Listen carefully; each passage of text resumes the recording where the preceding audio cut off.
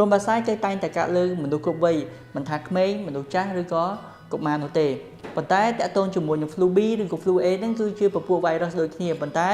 ពេលខ្លះវាគឺមេរោគហ្នឹងគឺវាបង្កឲ្យទៅជាការផ្ដាសាយប៉ុន្តែការផ្ដាសាយហ្នឹងក៏វាអាចបង្កទៅជាជំងឺមួយធ្ងន់ធ្ងរដែរបើសិនបើយើងមិនបានការពារឬក៏ព្យាបាលត្រឹមត្រូវដូចជាជំងឺរលាកសួតរលាកផ្លូវដង្ហើមធ្ងន់ធ្ងរឬក៏ពេលខ្លះអាចបង្កទៅជាជំងឺហឺតជាដើមអញ្ចឹងរោគសញ្ញារបស់វាគឺស្តៀងគ្នាទេដូចជាមានក្អកក្តៅខ្លួនផ្ដាសាយហៀសម្បោរឬក៏មួយទៀតមានក្តៅខ្លួនលាយឡំជាមួយនឹងអាការៈថប់ដង្ហើមឬក៏ពិបាកដង្ហើមជាដើមអញ្ចឹងក្នុងករណីដែលម៉ាក់គួរតែប្រុងប្រយ័ត្នចំពោះកូនតូចហ្នឹងបើសិនបើកូនរបស់យើងមានសញ្ញាដូចជាក្តៅខ្លួនបំបត្តិហើយក្អកខ្លាំងឬក៏ពិបាកដកដង្ហើមឬក៏មានដង្ហើមញាប់ម៉ាក់គួរតែយកកូនហ្នឹងទៅជួបជាមួយគ្រូពេទ្យជាបន្ទាន់ដើម្បីរកវិធីនៃការព្យាបាលឲ្យទាន់ពេលវេលាជួបជាមួយខ្ញុំបាទបញ្ចាំបណ្ឌិតច័ន្ទស៊ីនិតនៅវីដេអូបន្ទាប់បើសិនបើប្រិយមិត្តមានចម្ងល់ឬក៏មានសំណួរអាចធ្លាក់ comment ខាងក្រោមនេះបាន